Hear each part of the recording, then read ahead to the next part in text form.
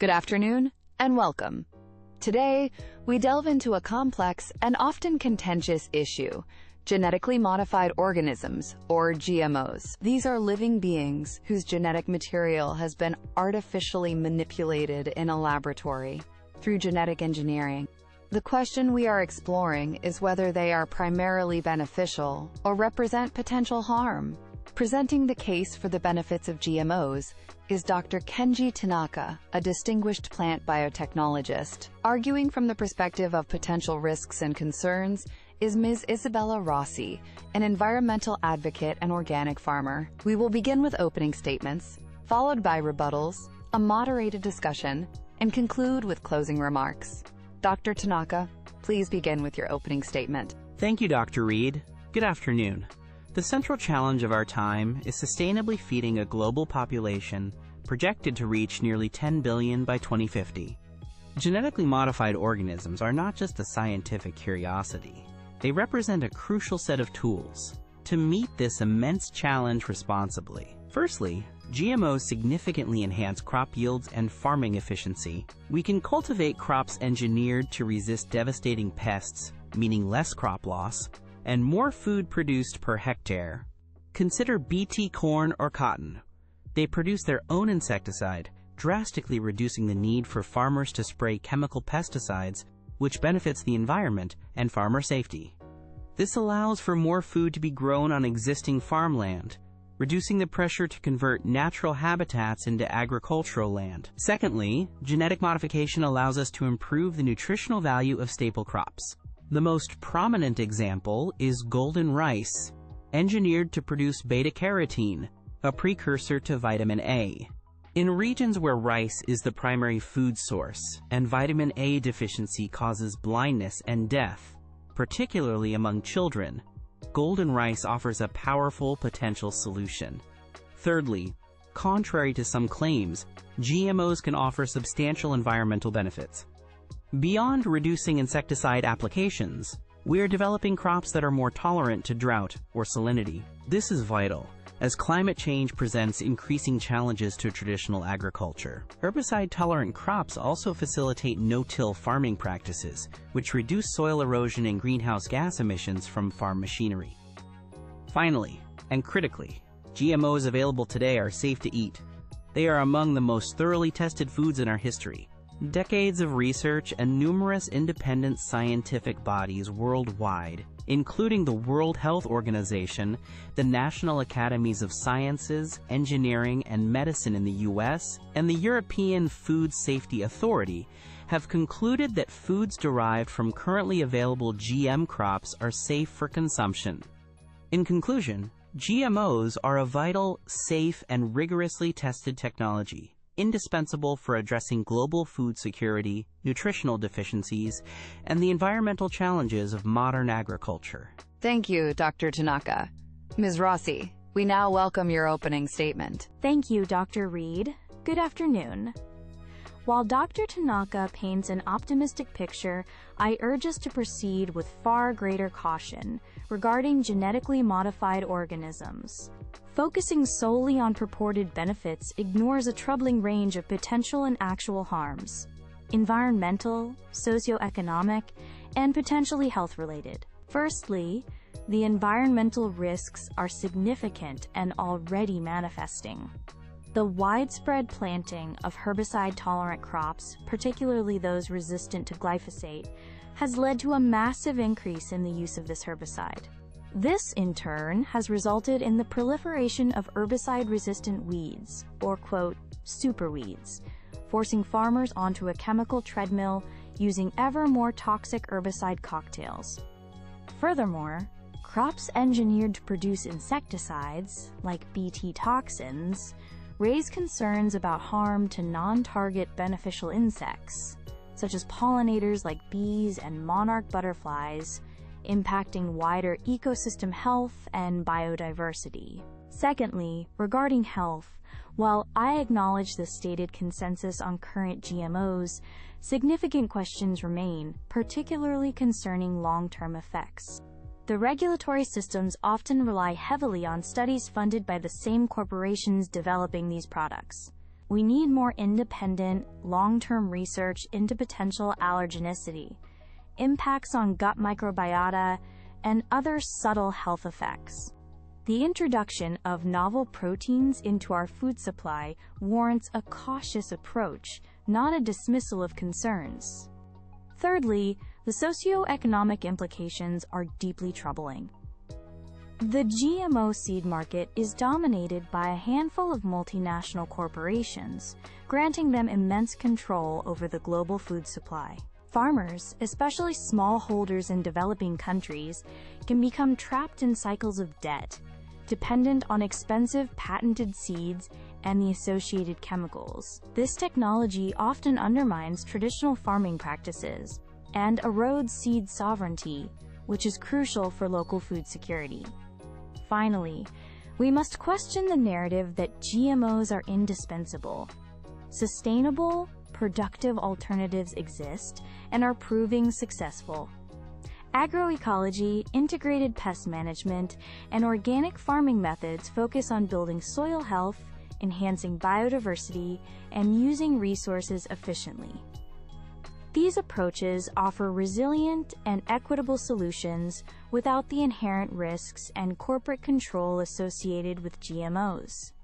In conclusion, the potential environmental damage, unanswered health questions, and negative socioeconomic impacts associated with GMOs demand that we apply the precautionary principle. We should invest in and promote genuinely sustainable agricultural systems, not technologies that pose significant risks. Thank you, Ms. Rossi. We now move to the rebuttal phase. Ms. Rossi, you have the first opportunity to respond to Dr. Tanaka's opening points. Thank you. Dr. Tanaka highlighted increased yields, but these claims often conflate the genetic trait with improvements from intensive farming packages. Furthermore, studies show that yield advantages are inconsistent, and often, the economic benefits disproportionately favor large industrial farms, not the smallholders who need them most. He mentioned reduced pesticide use with Bt crops. While insecticide use might decrease initially, the surge in herbicide use associated with herbicide-tolerant crops is undeniable and environmentally damaging. We are trading one problem for another, arguably a worse one. Given the spread of herbicide resistance and concerns about herbicides like glyphosate, regarding nutritional enhancement like golden rice, its real-world impact has been minimal. Despite decades of development and promotion, delivery, cultural acceptance, and bioavailability remain significant hurdles. It often feels more like a public relations tool than a practical solution, diverting attention from addressing the root causes of malnutrition, like poverty and lack of diverse diets. Finally, Dr. Tanaka emphasized the scientific consensus on safety.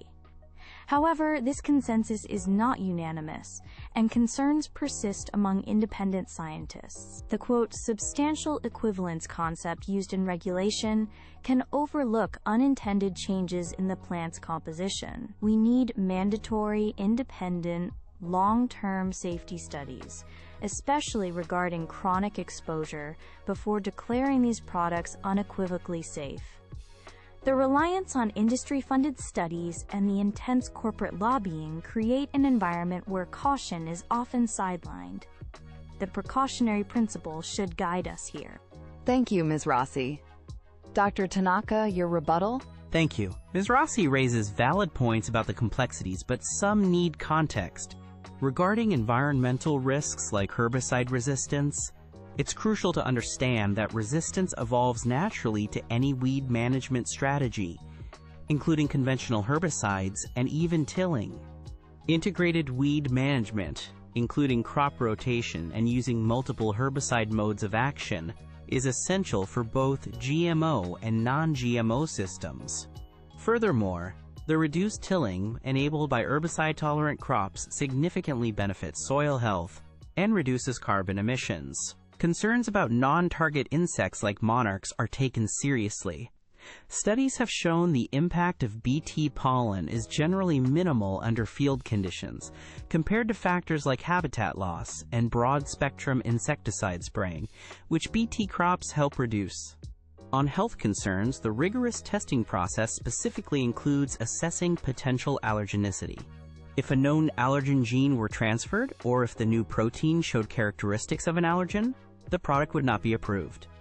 The overwhelming consensus from respected global health and science organizations, based on hundreds of studies over decades, supports the safety of currently approved GMOs. To dismiss this requires extraordinary counter-evidence, which has not emerged. Regarding socioeconomic issues, while corporate consolidation is a broader agricultural issue, GMOs have demonstrably benefited millions of smallholder farmers in countries like India, South Africa, and the Philippines by increasing yields and reducing input costs. Technology access and fair pricing are important policy issues, but they don't negate the inherent value of the technology itself. GMOs can coexist with and complement traditional and organic methods. Finally, while agroecology and organic farming have value, suggesting they alone can feed 10 billion people is unrealistic, given current land constraints and yield gaps. GMOs provide essential tools for sustainable intensification, producing more from less. Thank you both. Let's move into a more direct discussion. Ms. Rossi argues GMOs increase corporate control. Dr. Tanaka, what mechanisms exist, or could be implemented, to ensure fair access to these technologies for smaller farmers? That's a critical point. Public-private partnerships are one avenue where public research institutions develop GM traits relevant to local needs, potentially licensing them more affordably. Additionally, tiered pricing structures based on farm size or national income level could be explored. Strengthening farmers' cooperatives can also enhance their bargaining power when purchasing seeds and inputs. The focus should be on ensuring the benefits of innovation are shared more equitably, perhaps through international agreements or revised intellectual property frameworks for essential agricultural traits. Ms. Rossi, any response to those suggestions? While well-intentioned, these mechanisms often fall short in practice. Corporate power remains dominant, and intellectual property laws heavily favor patent holders. True access requires supporting farmer-led seed systems and research focused on locally adapted, open-pollinated varieties, rather than relying on patented, corporate-controlled technologies. The fundamental issue of control remains. Dr. Tanaka, how does the industry address the evolution of resistance in both insects and weeds, which Ms. Rossi highlighted as a major environmental concern? Resistance management is paramount. For insect resistance, strategies like mandatory refuges areas planted with non-BT crops are implemented. These refuges allow susceptible insects to survive and breed, slowing the evolution of resistance in the pest population. For weeds, the focus is on integrated management, rotating crops, rotating herbicides with different modes of action, and using cover crops. Newer GM traits sometimes stack multiple resistance genes, making it harder for pests or weeds to overcome them simultaneously. It's an ongoing scientific effort, similar to managing antibiotic resistance in medicine. Ms. Rossi, considering the regulatory approval processes Dr. Tanaka mentioned, what specific gaps do you see that lead you to believe current GMOs might pose health risks? The primary gap is the lack of mandatory, independent, long-term feeding studies on whole GM foods, particularly multi-generational studies. Current assessments often rely on short-term studies, frequently conducted or funded by the developers, and the principle of substantial equivalence might overlook subtle but potentially significant changes. We also need more research on the potential effects of the herbicides used in tandem with herbicide-tolerant crops, like glyphosate, on human health and the environment. The regulatory system seems biased towards approval rather than precaution. A question for both. Looking ahead, how do you see the role of genetic modification evolving, and what ethical guidelines should be paramount? I see it evolving towards greater precision, with techniques like CRISPR allowing more targeted changes. This could lead to faster development of climate-resilient crops, or crops with enhanced health benefits. Ethically, transparency is crucial. Clear labeling and open access to research data. The primary guideline must be using the technology responsibly to achieve genuine societal benefits, particularly for food security and sustainability, while ensuring rigorous safety assessment. I foresee increasing pressure to use these technologies, potentially overlooking ecological complexity and social equity. Ethically, the precautionary principle must be paramount. We need independent oversight, mandatory labeling for consumer choice, liability frameworks for potential harm, and a genuine commitment to supporting diverse, resilient food systems, not just technological fixes controlled by a few. On that note, what about labeling? Should all GMO products be clearly labeled, and why?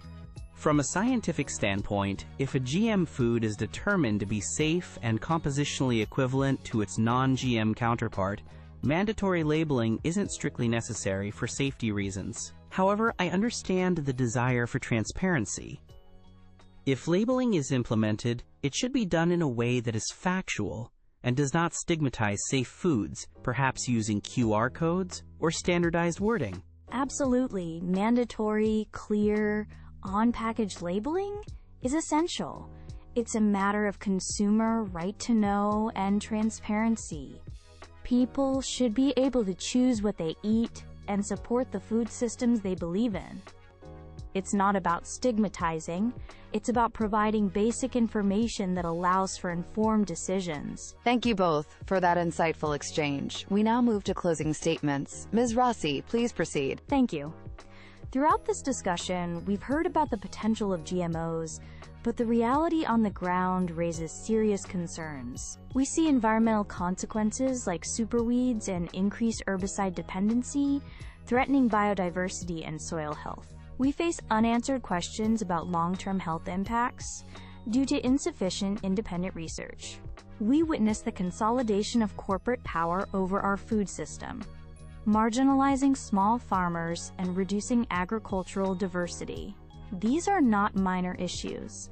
They strike at the heart of ecological sustainability and social justice. Fortunately, viable and proven alternatives exist. Agroecology and organic farming demonstrate that we can produce nutritious food while respecting ecological limits and empowering local communities.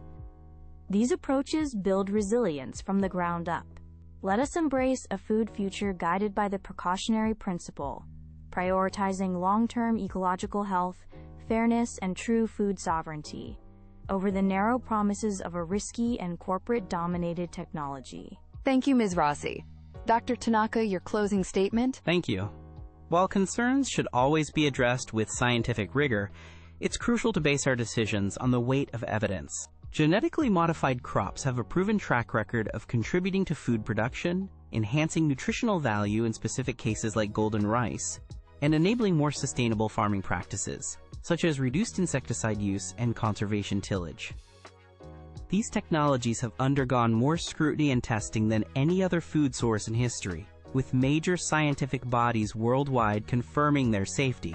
GMOs are not a silver bullet, but they are an indispensable tool in our agricultural toolbox as we face unprecedented global challenges like climate change and population growth. Future developments in genetic engineering, particularly gene editing, hold immense promise for developing crops that are more resilient, nutritious, and require fewer resources. Let us embrace innovation responsibly, guided by robust science and regulation, not by fear or misinformation.